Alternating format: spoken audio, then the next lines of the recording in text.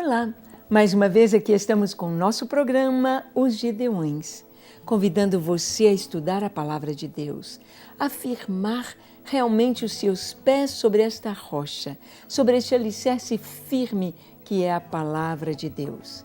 A nossa fé, a fé cristã, se baseia no sacrifício de Cristo ali no Calvário.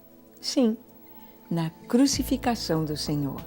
Precisamos ter isto bem claro no nosso coração para sabermos responder àqueles que nos perguntam a razão da nossa fé. No programa de hoje, conversaremos sobre mais um detalhe dentro da crucificação do Senhor. Vamos ver como Jesus foi escarnecido. Os soldados zombam de Jesus. É o que nos diz a Escritura. Deixe o seu coração aberto para ouvir a voz de Deus. O programa Os Gideões já começou.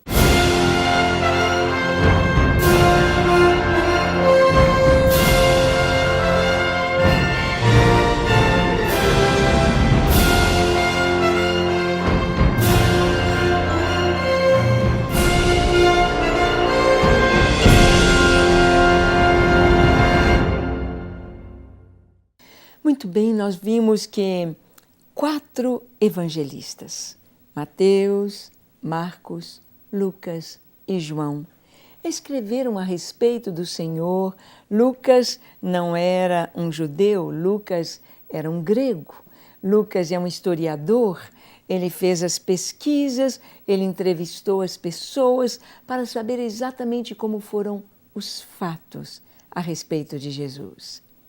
Mateus, Marcos e João foram testemunhas oculares, estiveram muito perto do Senhor, viram tudo o que aconteceu e registraram os acontecimentos. E os acontecimentos dos últimos dias de Jesus, da sua crucificação, foram colocados com detalhes nas Escrituras, com detalhes em todo o tempo. Pilatos julgou Jesus. O povo, os principais dos sacerdotes, levaram Jesus para ser julgado, para ser condenado por Roma, mas Pilatos não achou nada em Jesus que justificasse a sua morte. Ele disse: eu não vejo neste homem crime algum, lavou as suas mãos, dizendo: eu estou livre do sangue deste justo. E os judeus disseram: caia sobre nós o seu sangue e sobre os nossos filhos. Ou seja, eles disseram: nós nos responsabilizamos pela morte dele. Nós nos responsabilizamos e a nossa geração depois de nós, diante de Deus e do mundo. E como têm sofrido os judeus em toda a sua trajetória, em toda a sua vida, por causa disso. Por causa disso. E Pilatos, então, soltou Barrabás e mandou crucificar Jesus. Diz o versículo 26 de Mateus capítulo 27. Então soltou-lhes Barrabás e, tendo mandado açoitar a Jesus, entregou para ser crucificado. Nós podemos ver naquele filme A Paixão de Cristo um pouquinho do que foi o sofrimento do Senhor na cruz. Podemos ver como eram os prisioneiros açoitados antes de serem mortos na cruz. O açoitamento era para deixar a pessoa meio morta, tanto que uma quarentena de açoites menos um era porque eles criam que 40 açoites a pessoa já morria. Aquela violência das chibatadas, e muitas vezes naqueles chicotes, aqueles azorragues, tinham um pedacinho de osso amarrado, ou um prego, um pedacinho de metal, e cada vez que o chicote batia nas costas nuas do condenado, arrancava carne, arrancava pele, brotava o sangue. E Jesus foi entregue para ser crucificado depois de ser açoitado. Diz o versículo 27, e logo os soldados do governador, conduzindo Jesus à audiência, reuniram junto dele toda a corte e, despindo-o, o cobriram com uma capa escarlate. e, tecendo uma coroa de espinhos, puseram-lhe na cabeça e na sua mão direita uma cana. E, ajoelhando diante dele, o escarneciam, dizendo: Salve, Rei dos Judeus! E, cuspindo nele, tiraram-lhe a cana e batiam-lhe com ela na cabeça.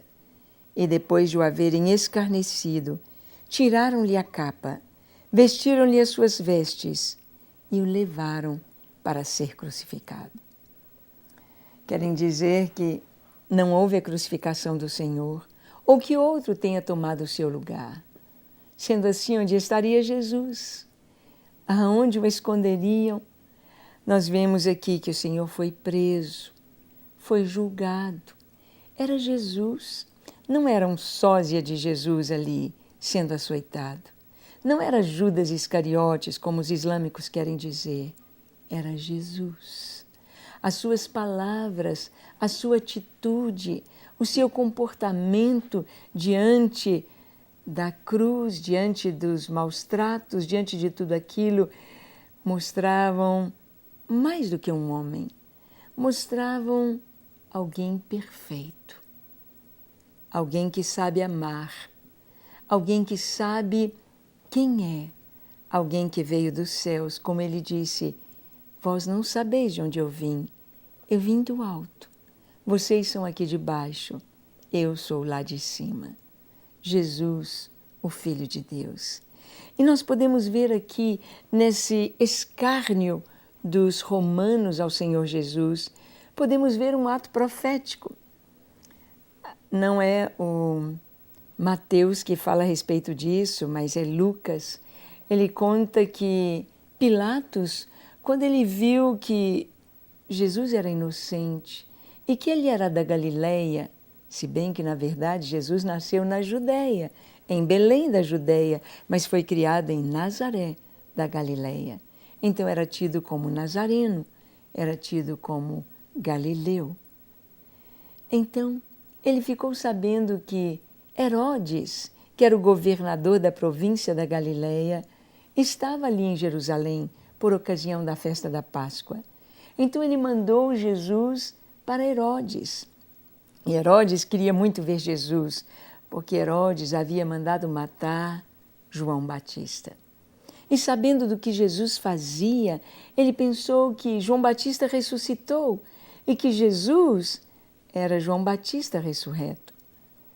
E ele queria que Jesus fizesse algum milagre diante dele e disse: eu queria ver você, faz um milagre, eu quero ver quem é você. E Jesus guardou silêncio diante de Herodes. Irritou Herodes. E Herodes então mandou colocar um manto aparatoso, o seu manto de governador, sobre Jesus. E foi com este manto, com esta capa escarlate de Herodes, que Jesus foi escarnecido. Mas por que esse detalhe? Por que esses detalhes na crucificação do Senhor? Por que esta capa? Por que esta coroa de espinhos? Por que esta cana nas mãos e ele se ajoelhando dizendo: Salve, Rei dos Judeus? Por que isso? Por que esta simulação de um rei sendo coroado? Foi um ato profético de Roma diante de Jesus. Naquela ocasião, há 2000 anos atrás, Roma era a nação que estava no apogeu, era a nação de primeiro mundo, era a nação mais importante, era a nação que dominava as nações em toda a terra. E, ao se ajoelharem diante de Jesus, mesmo que o Senhor estivesse ali todo ferido, sangrando, machucado, açoitado, mesmo que ele estivesse ali sendo escarnecido, eles se ajoelharam diante dele e disseram: Salve, Rei dos Judeus. Mesmo que lhe pusessem aquela capa de autoridade de Roma para escarnecer de Jesus, eles estavam diante do Rei dos Reis e Senhor dos Senhores. Era Roma reconhecendo o senhorio de Cristo, mesmo sem saber o que estavam fazendo aqueles guardas. Porque ele foi coroado com uma coroa de espinhos, apenas para escarnecer do rei dos judeus, apenas para dizer que rei é este, que rei é você. Mas os espinhos estavam no início da história da humanidade. Quando o homem pecou, voltou as costas para Deus, a terra começa a produzir espinhos e abrolhos. Quando esta coroa de espinhos toca na cabeça de Jesus, quando estes espinhos ferem sua fronte, e nós sabemos que a nossa cabeça é muito vascularizada, qualquer machucado na cabeça sai muito sangue.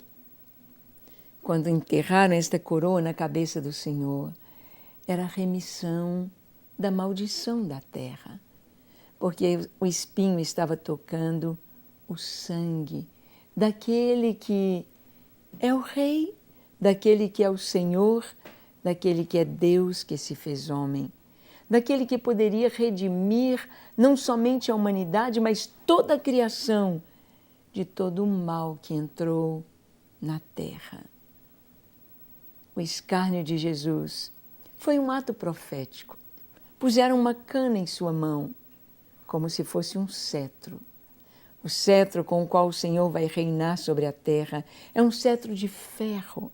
Interessante que o governo de Roma, e mesmo na visão celestial, Roma era representada pelo ferro. O ferro simboliza a força. E eles ali estavam colocando um cetro nas mãos do Senhor e se ajoelhando, dizendo: salve, Rei dos Judeus. Cuspiram nele. Cuspir no rosto de alguém é o ato mais humilhante que pode acontecer a uma pessoa, principalmente nesta época. Humilhação. O Senhor foi ao mais baixo degrau, nível da humanidade, em escárnio, em zombaria, em sofrimento, porque Ele estava assumindo o nosso lugar. Aquela cruz não era dele, era nossa. O escárnio não era dele, era nosso. Jesus foi crucificado. Você crê nisso? Você já entregou sua vida ao Senhor? Vamos fazer isto agora. Feche seus olhos. Curve a sua fronte. Se for possível, se ajoelhe. Ore comigo dizendo: Senhor, eu creio em Ti. Eu creio, Jesus, que Tu destes a Tua vida por mim, que Tu destes a Tua vida ali no Calvário para que eu pudesse ser salvo. Eu creio no Teu perdão. Eu creio em Ti. E a Ti eu entrego a minha vida e o meu coração, a minha casa, a minha família, tudo que sou, tudo que eu tenho, eu ponho em Tuas mãos, Jesus. Salva-me, salva minha casa. Eis-me aqui diante de Ti, para ser Teu hoje e para sempre. Amém. Pai, nós oramos pelas pessoas que nos assistem para que recebam de Ti o Teu toque, a Tua paz, a Tua alegria, a Tua vida, a Tua salvação, para a glória do Teu nome. Recebam cura os enfermos, em nome de Jesus. Amém, amém e amém. É isto aí. Tome posse da sua salvação.